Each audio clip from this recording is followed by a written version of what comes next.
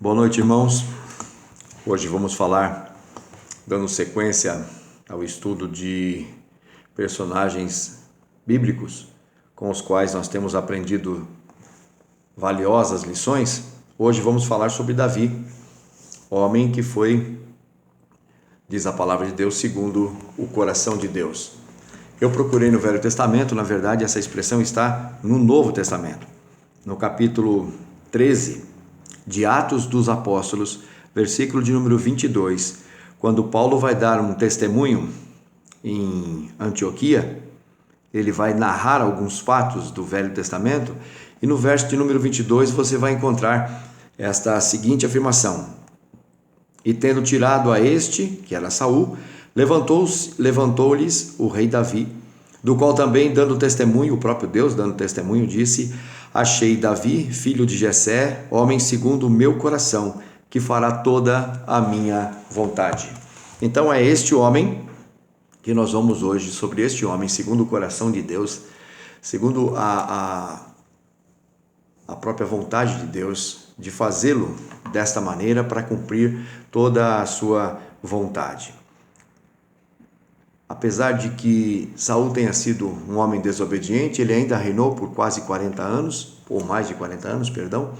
Aí então vem Davi, que sendo um homem, como ele disse, segundo o coração, também caiu em tentação, pecou grandemente, mas também teve um grande arrependimento. Esse arrependimento é a marca distintiva daqueles que podem ser usados pelo Senhor. Então veja, não é questão de você sempre fazer o certo ou pensar que pode estar fazendo o certo o tempo todo. Podemos até e vamos pecar. A diferença está em arrependermos e voltarmos para os caminhos do Senhor, e é justamente isso que Davi sempre fez.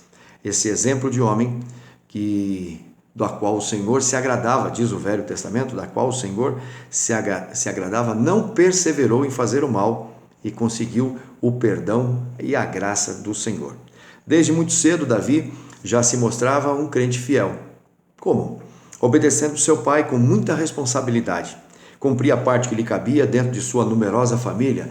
Ele com mais 7 irmãos eram filhos de Jessé. 1 Samuel, capítulo 16, nós vamos encontrar a função que Davi recebeu e cumpria cabalmente. Capítulo 16, versos 10 e 11. Perguntou Samuel, o 11, aliás, 16, 11 de 1 Samuel, perguntou Samuel quando esteve lá para ungir um dos filhos de Jessé. Perguntou Samuel a Jessé: acabaram-se os teus filhos? Ele respondeu: ainda falta o mais moço, que está apacentando as ovelhas. Disse, pois, Samuel a Jessé: manda chamá-lo, pois não assentaremos à mesa sem que ele venha. Então veja, ele era o responsável de cuidar das ovelhas de Jessé.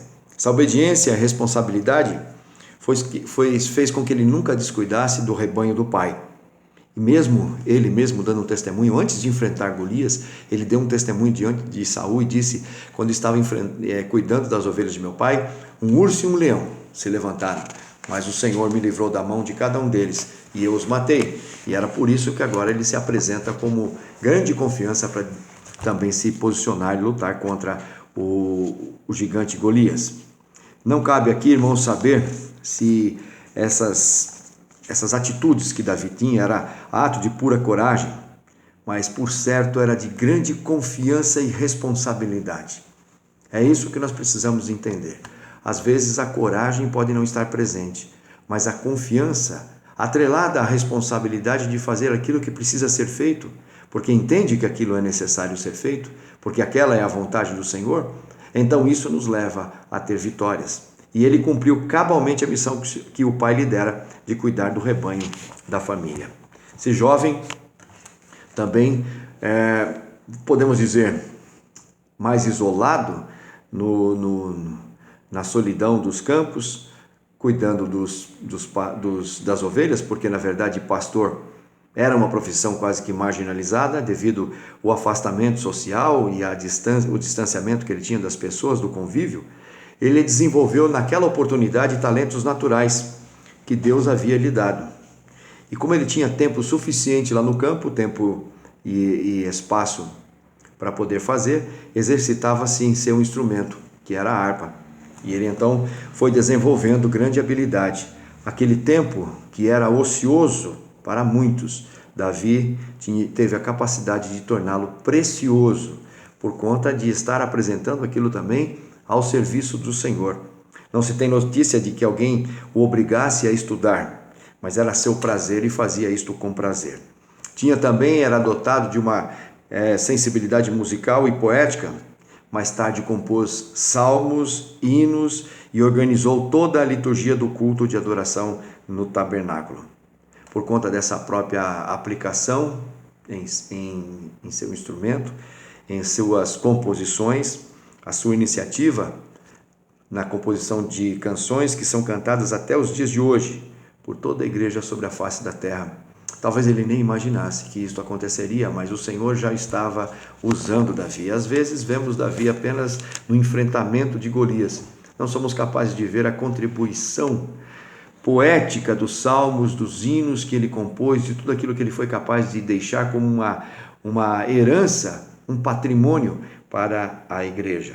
Mais tarde, quando foi tirado de trás das ovelhas, quando foi levado ao palácio para servir o rei com sua música, fez tudo da melhor maneira. E é interessante notar que quando ele foi indicado para estar na presença, alguém disse sobre ele. Veja, é interessante isso também.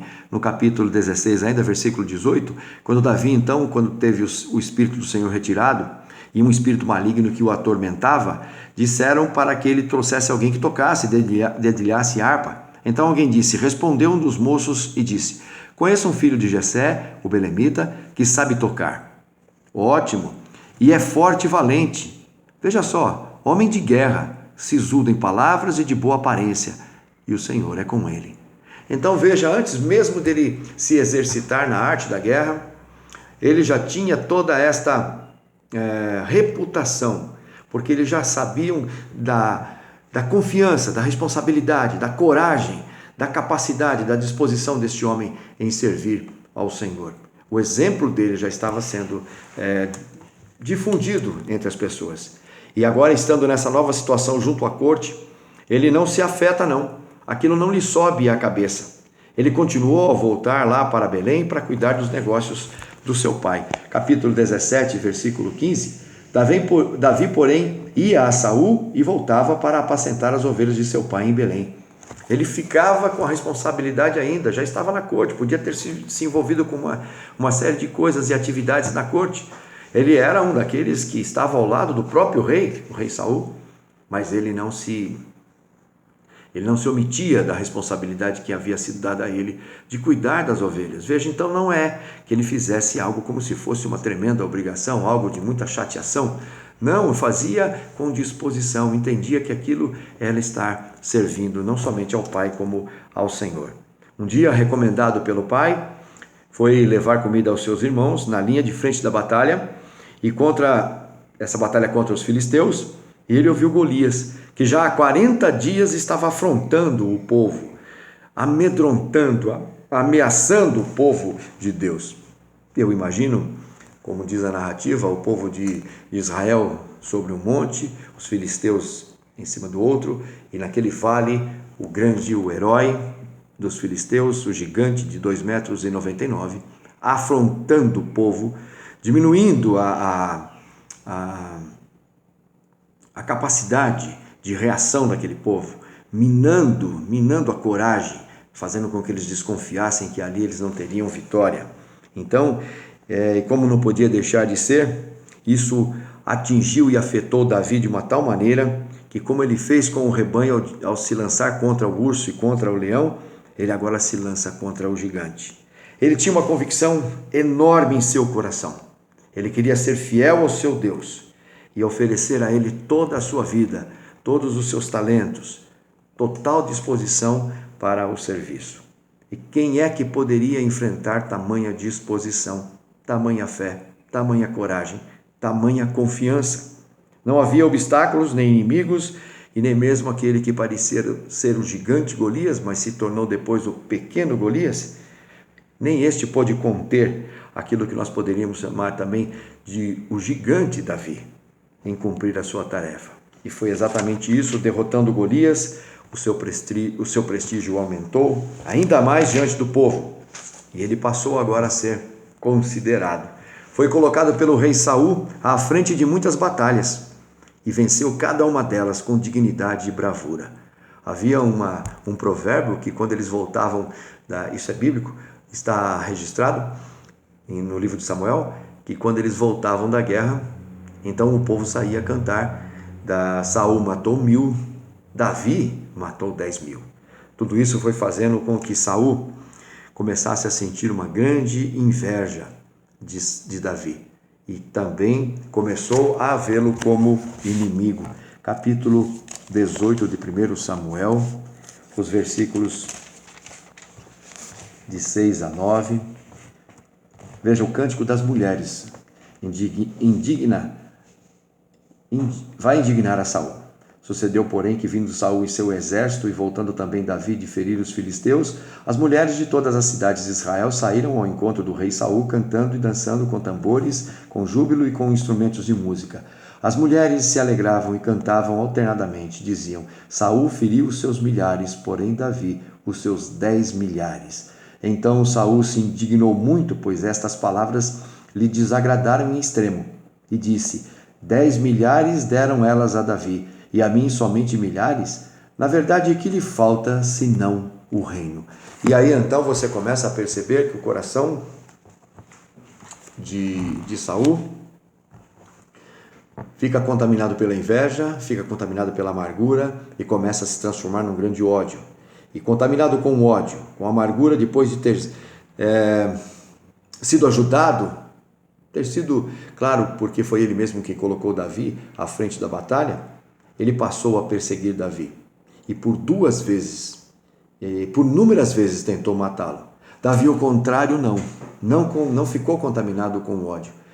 A questão dele era com o Senhor, o compromisso dele era com Deus. Ele não se deixava afetar ou se levar por isto. E mesmo quando Deus lhe entregou a ele o rei Saul por 2 vezes, ele não levantou a mão contra o ungido do Senhor. Então foi feito esse teste e ele passou. Aí então, depois de muito tempo, quando Saul e seus filhos foram mortos em batalha, ele ficou sabendo, rasgou suas vestes, pranteou, chorou e jejuou até a tarde. Alguém poderia dizer que agora era motivo de alegria, o rei havia morrido, ele poderia ocupar o trono com tranquilidade, já havia até sido ordenado e ungido para isto, lá na casa de seu pai, quando Samuel esteve lá. Mas ele não faz isso. No livro de 2 Samuel, no capítulo de número 1, veja o que acontece quando ele recebe a notícia da morte, para você ver o que se passava, para que nós possamos ver o que se passava no coração deste homem. Veja os versos, 2 Samuel capítulo 1, versos 11 e 12. Então apanhou Davi as suas próprias vestes e as rasgou, e assim fizeram todos os homens que estavam com ele. Prantearam, choraram e jejuaram até a tarde por Saul e por Jonatas, seu filho, e pelo povo do Senhor e pela casa de Israel, porque tinham caído à espada. Essa é a sensibilidade que leva este homem, que sabia que a causa do Senhor estava acima de seus próprios sentimentos particulares. Esta é a grande verdade. Joe Owen, quando vai comentar, o Daniel citou isto, quando ele comenta sobre a questão de estarmos reunidos como culto, como igreja, em culto solene diante do Senhor, em culto coletivo, quando nós nos reunimos e descobrimos na presença de quem estamos, o que estamos ali fazendo, quando estamos juntos e percebemos a grandiosidade do momento que prefigura a nossa vida eterna, eterna com Cristo na glória. Quando estamos desta maneira, nada pode nos atingir, nos alcançar, porque somos fortes, porque estamos ali convocados pelo Senhor, fomos chamados por Ele. Nós, como igreja, estamos lá. É com o Senhor Deus que nos apresentamos para o culto, Ele está presente, para Ele é feito todo este culto. John Owen diz então que certamente todas as nossas contendas perderiam o completo significado. É exatamente isso que se passava no coração deste homem. Quando estava pronto para o serviço, sabia a que causa servia, as suas causas particulares não lhe afetava. Esse homem sabia disso. Ele foi aclamado rei de Judá, depois de 2 anos, passou a reinar em Israel, no povo todo. Reinou durante quase 41 anos. Foi o melhor e maior rei de Israel. De modo diferente de Samuel, este homem, infelizmente, caiu em desgraça.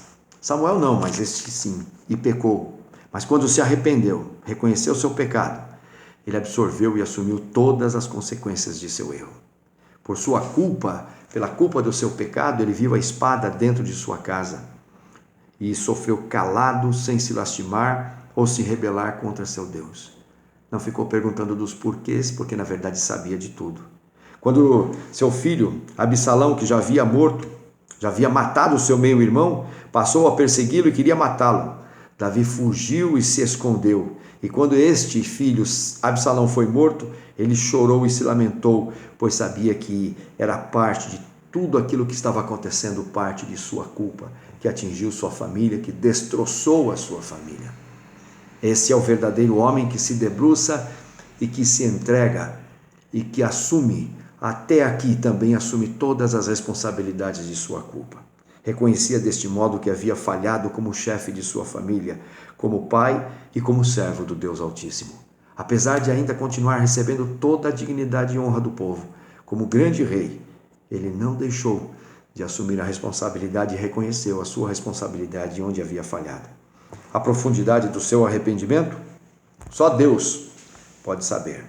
Uma coisa é certa, Davi não perseverou em fazer o que era errado e por isso foi abençoado.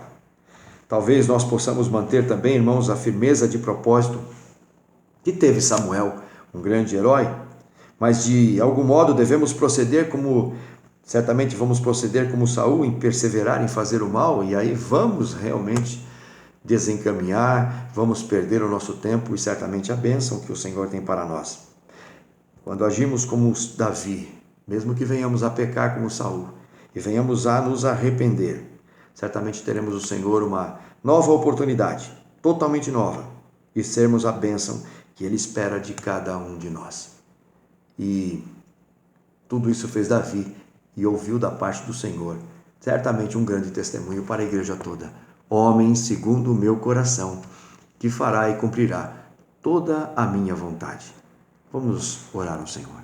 Tem misericórdia, Pai, porque o que vemos em nossas vidas, muitas vezes são muitos erros, são pecados, são a insistência, a obstinação em continuar fazendo aquilo que é errado e nos esquecemos de que precisamos nos arrepender e voltar.